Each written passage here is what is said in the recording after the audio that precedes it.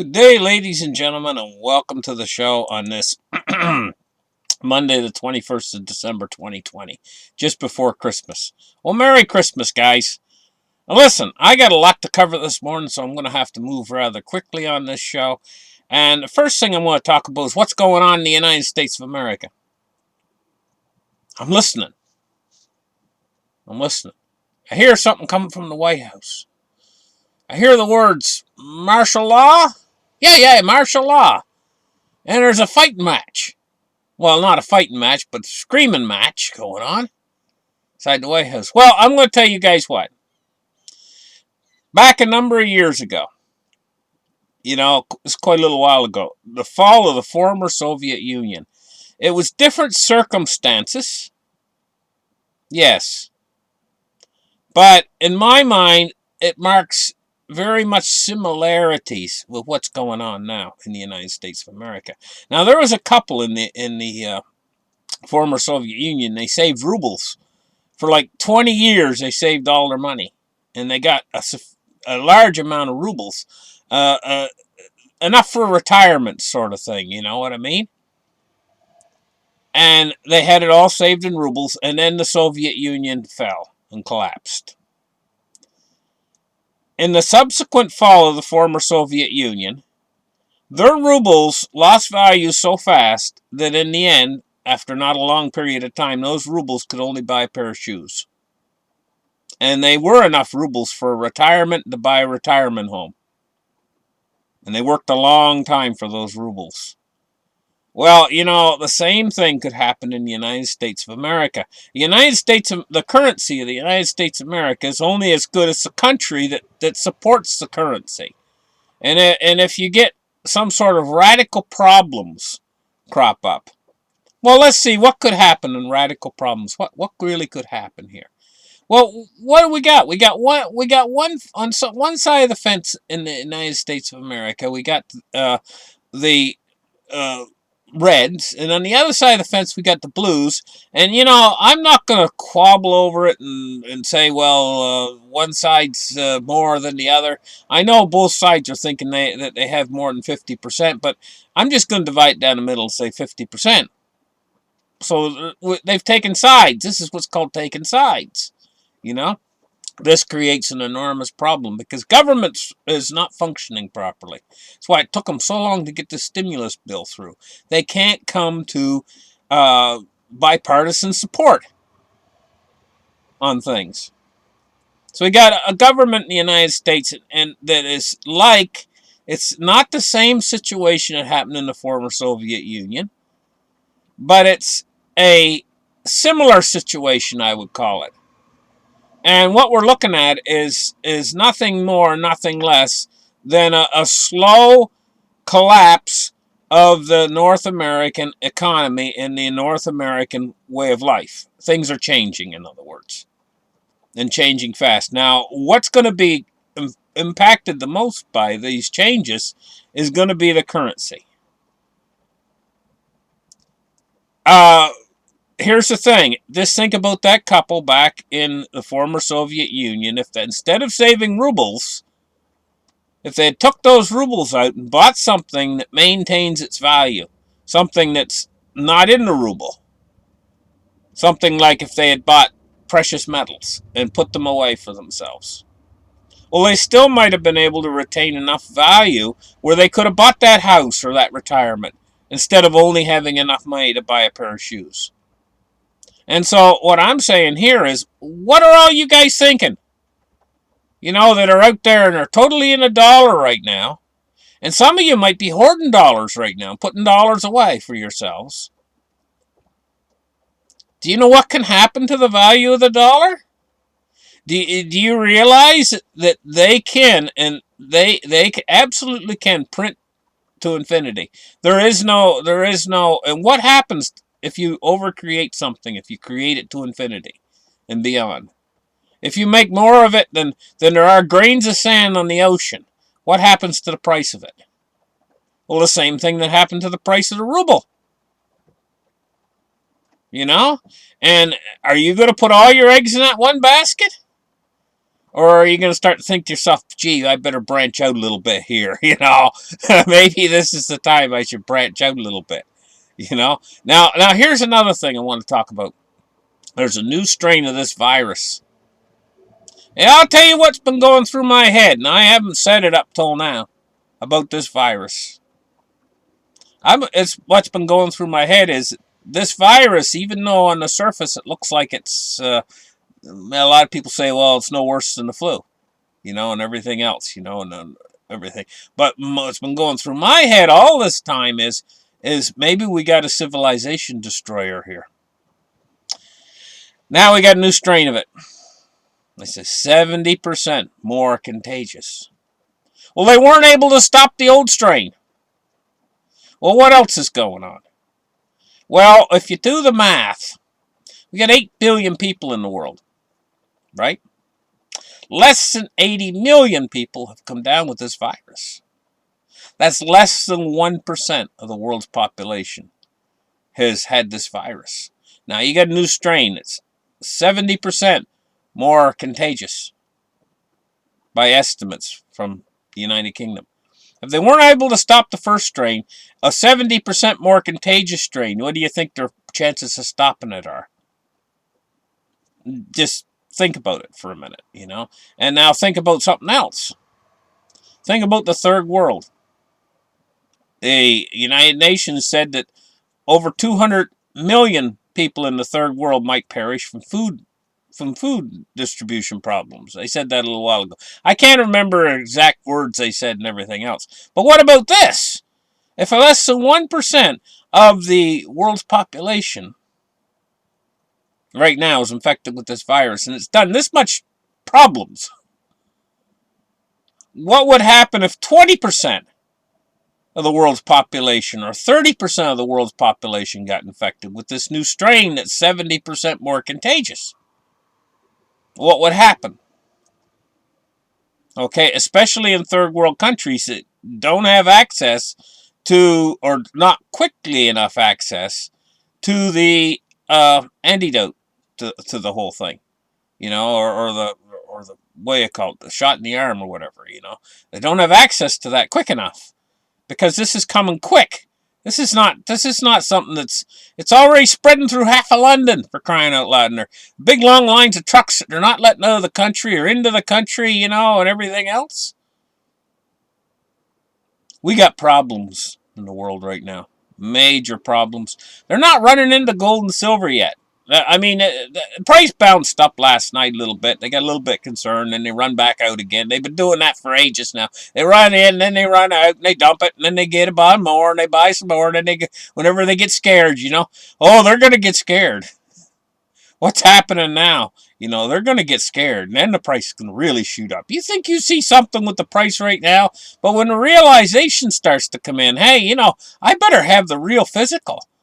You know, some of these guys out there are all in dollars, and they got money. They got money. Do you know how much money is sitting on the sidelines right now in dollars? When they get scared.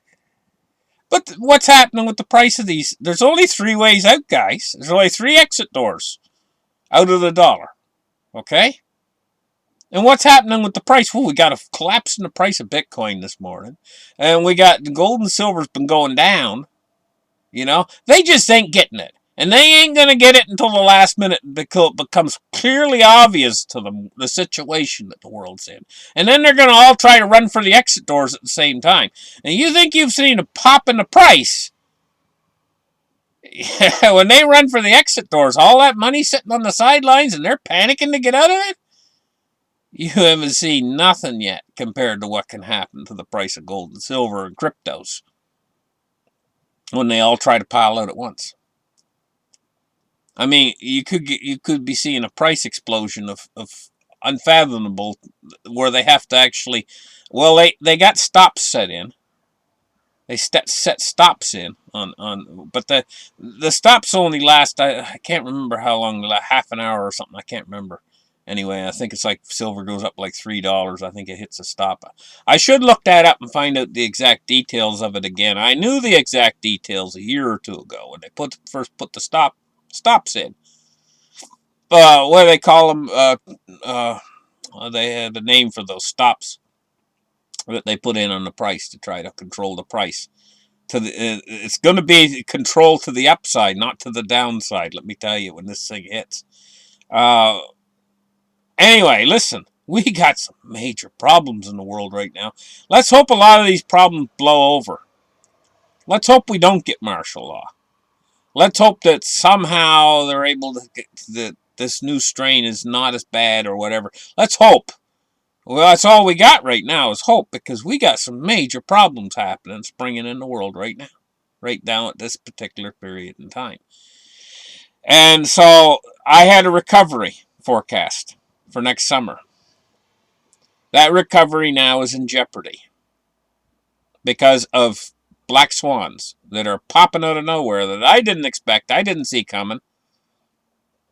Because this is like new news to me. It's like news to me. Yeah. Anyway, listen, guys, let's get right in there and look at the markets. Let's open up the charts right here and take a look at what's going on. We're going to take a look at the cryptocurrency price first today. 637. We're seeing a major drop-off in the cryptocurrency price because it was 267. Now it's 237. It shed $30 billion. Brought the Bitcoin price down to 22,009. We're looking at 107 for Litecoin and Ethereum at 612. So we're seeing a drop in price there. Now, the silver price today, we saw it shoot up last night. Shot up to almost 27 bucks, or over 27, 27.25, something like that. And then they all sold it off. This is their game, see? They get scared, they buy it, and then they sell it all. But what they're selling is paper short contracts. These guys, they don't even have any real physical. They don't have it. They're just playing with this paper short contracts, you know? What are they thinking? Are they stupid or what?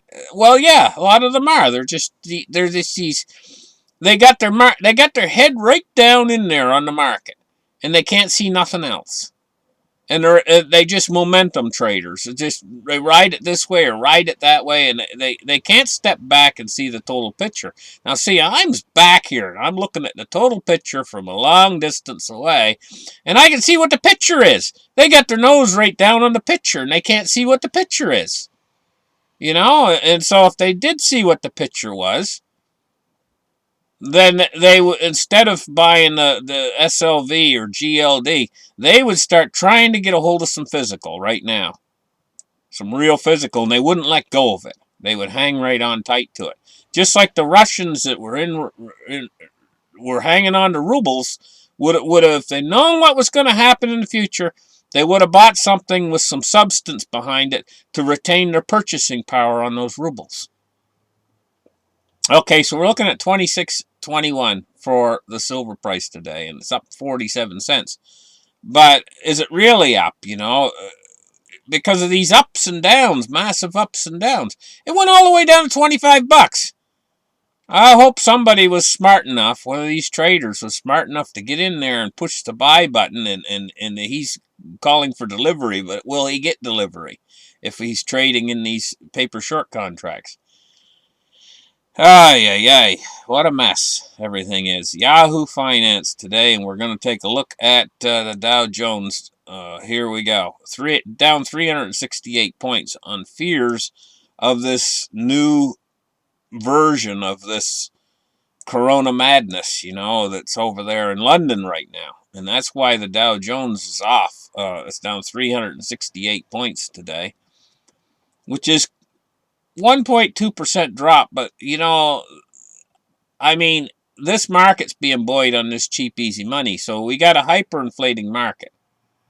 And this is your canary in the coal mine for the dollar, you know, and everything. The fact that the market's hyperinflating. And the more bad news we get out there, the more bad stuff that starts to happen, the more money they're going to print. And, you know, they just passed a deal, $900 billion. So they're going to send out some checks. Okay? They're going to send out some checks. Well, last time they sent out a $1,200 check. This time they're going to send you a $600 check. Well, you know, you've had bills. If you're the ordinary person out there, you've got bills piled up. Piled up to the yin-yang. The bills. All these bills. Man, bills all over the table. That $600 ain't going to cut it. Now, the $1,200 had more effect back then because we were in better shape. We didn't have all these bills piled up yet, you know? Now they're only sending us half as much, and we got bills all over the table to try to pay. What are they thinking?